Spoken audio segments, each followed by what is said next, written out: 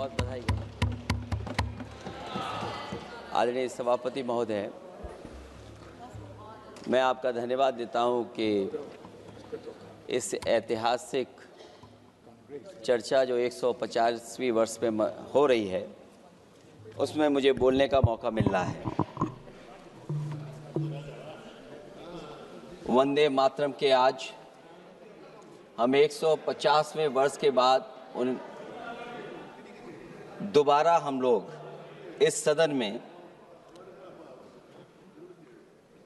याद कर रहे हैं और हमें गर्व है इस बात का कि हम लोग इस समय पर बंकिम चंद्र चट्टोपाध्याय जी को भी याद करें, जिन्होंने इतना शानदार और ऐसा राष्ट्र को गीत देके गए हैं जिस गीत ने लाखों लाख लोगों को जागरूक किया, उनके बीच उत्साह भरा और आज़ादी के उस समय पर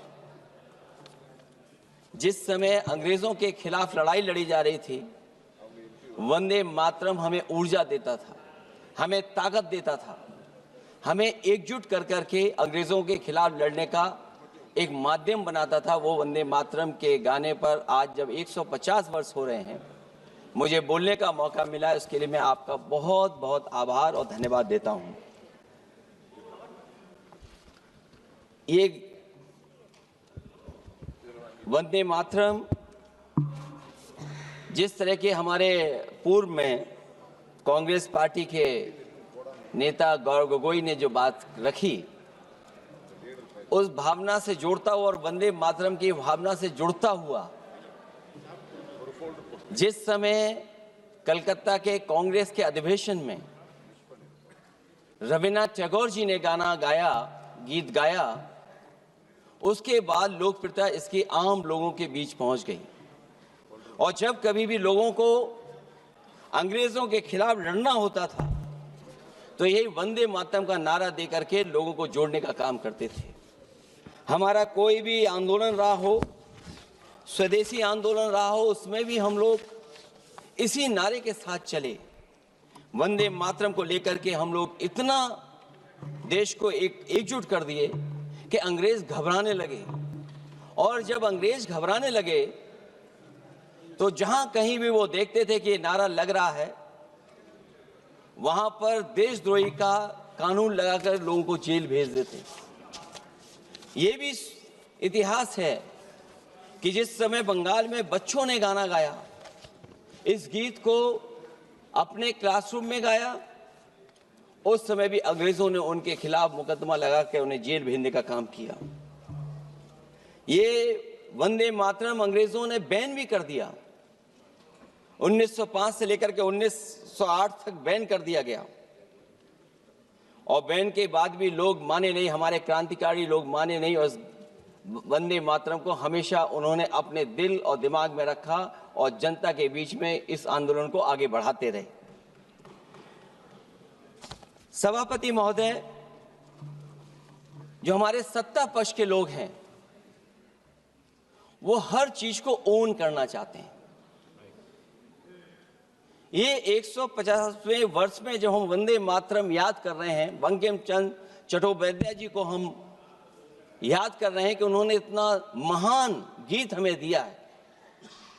सत्ता पक्ष के लोग समय समय पर हमें देखने को मिलता है कि जो महापुरुष उनके नहीं हैं या जो चीज उनकी अच्छी नहीं है, उनको वो ओन करना चाहते हैं। 150वें वर्ष वंदे मातरम, मैं अभी वो बात कहूंगा और मैं बात कहूंगा और हमारे मंत्री जी उसका जवाब देना। सभापति महोदय, क्योंकि ये बात ओन करने की आ रही है, अपनाने की बात आ रही है, तो मैं सभापति महोदय, मैं अपने सत्ता पक्ष के लोगों को याद दिलाना चाहता हूं। सत्ता पक्ष के लोगों की जो पार्टी आज है, भारतीय जनता पार्टी, जिस समय गठन हो रहा था, हमारे मुंबई और महाराष्ट्र के लोग जानते होंगे कि जिस समय गठन की चर्चा थी, उस समय आपके जो अध्यक्ष चुने गए थे, उनको जो भाषण देना है उस पर भी बहस चल रही थी। और बहस इस बात की थी कि भारतीय जनता पार्टी सेकुलर रास्ते पे जाएगी, सोशलिस्ट रास्ते पे जाएगी कि नहीं जाएगी। तमाम विरोध के बाद भी उस समय के उनके राष्ट्रीय अध्यक्ष जो चुने गए थे, उन्होंने वही रास्ता अपनाया। अपने भाषण में समाजवादी आंदोलन, समाजवादी विचारधारा और सेकुलर रास्ता अपनाया। और वही नहीं, जो उनका मंच था उसमें जयप्रकाश जी की तस्वीर लगा करके भी उन्होंने लोगों को ये भ्रम फैलाने की कोशिश की कि जेपी के रास्ते पर भारतीय जनता पार्टी चलेगी। बताएं माननीय मंत्री जी, आप कितने सेकुलर हैं आज, कितने सोशलिस्ट हैं आज? अभी गौरव गोगोई जी ने ठीक कहा, इंडिगो का हवाई जहाज उड़ नहीं रहे हैं कि उड़ाए नहीं जा रहे हैं? उड़ाए नहीं जा रहे। और क्या बात कही गई थी कि गरीब भी उसमें चल सकेगा। इसलिए सभापति महोदय, मैं बात दूसरी तरफ नहीं ले जाना चाहता हूं। वंदे मातरम सिर्फ गाने के लिए नहीं है, निभाने के लिए भी होना चाहिए। सभापति महोदय, आज हम आकलन करें, पीछे मुड़ करके देखें कि हम इस वंदे मातरम को कितना निभा रहे हैं। जिस वंदे मातरम ने आजादी के आंदोलन में सबको जोड़ा, आज के दरारवादी लोग उसी से देश को तोड़ना चाहते हैं। ऐसे लोगों ने, सभापति महोदय, ऐसे लोगों ने पहले भी देश के साथ दगा किया और आज भी कर रहे हैं। ये चर्चा तो जोड़ने का काम करेगी ना अखिलेश जी, क्योंकि आज वंदे मातरम की चर्चा, वही मैं कह रहा हूँ, वंदे मातरम में जोड़ने का ही काम करेगी। वंदे मातरम कोई दिखावा नहीं है, ना ही राजनीति का विषय है। क्योंकि सभापति महोदय, हम जब ये चीज इनके विचारों से, इनके भाषणों से जब बाहर सुनते हैं तो ऐसा लगता है कि वंदे मातरम इन्हीं का बनवाया हुआ गाना है। जिन्होंने, सभापति महोदय, जिन्होंने आजादी के आंदोलन में भाग ही नहीं लिया है, वो वंदे मातरम का महत्व क्या जानेंगे। सच तो ये है कि सरफरोश लोग वंदे मातरम दिल से बोलते थे। उन आजादी के दीवानों के खिलाफ कुछ लोग अंग्रेजों के लिए जासूसी और मुखबिरी का भी काम करते थे। दरअसल ये राष्ट्रवादी नहीं बल्कि राष्ट्र विवादी लोग हैं। जहां विवाद करना हो, कभी अंग्रेज विवाद कर करके, डिवाइड कर करके, डिवीजन कर करके राज किया करते थे। सभापति महोदय, आज भी वही रास्ता कुछ लोग अपना रहे हैं। वो डिवीजन का रास्ता अपना रहे हैं, डिवाइड का रास्ता अपना रहे हैं, दरारवादी रास्ता अपना रहे हैं। इनका इतिहास खंगाला जाए कि इन्होंने आजादी के पहले और आजादी के बाद वंदे मातरम क्यों नहीं गाया।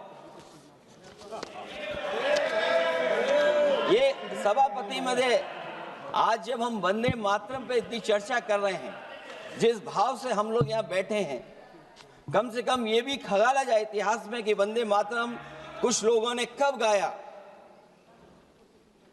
उन मुखबरों से ये सवाल पूछा जाए कि स्वतंत्रता के बाद भी उन्होंने अपना गीत क्यों बनाया। उनकी एक रंगी सोच ने तिरंगा क्यों नहीं फहराया। वंदे मातरम सियासत के झूठे राष्ट्रवादियों के लिए नहीं है, गलत लोगों की गलत मंशा पूरा देश समझता है। और केवल यही नहीं ओन करते हैं, कभी कभी भारत माता का जो चित्र है, जो पेंटिंग कभी बंगाल के महान लोगों ने बनाई थी,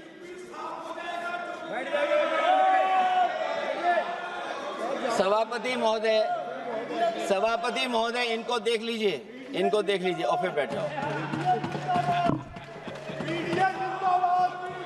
सभापति महोदय राजभर जी आप बैठिए, आपके नेता बोल रहे सभापति हैं। महोदय, आपके वंदे नेता बोल रहे हैं, आप मातरम का बैठिए ना। भाव ये भी था कि कम्युनल पॉलिटिक्स नहीं चलेगी, और कम से कम हमारे उत्तर प्रदेश के साथियों ने कम्युनल पॉलिटिक्स को अंत किया है वहां पर जहां से कभी इन्होंने शुरू की थी। राजभर जी, और आप सभापति बैठिए। महोदय, वंदे आप मातरम बैठिए। एक भाव के रूप में हमारे अंदर बसा है, चाहे उसके शब्द न याद हों, चाहे अर्थ न मालूम हो, चाहे पूरा याद न हो,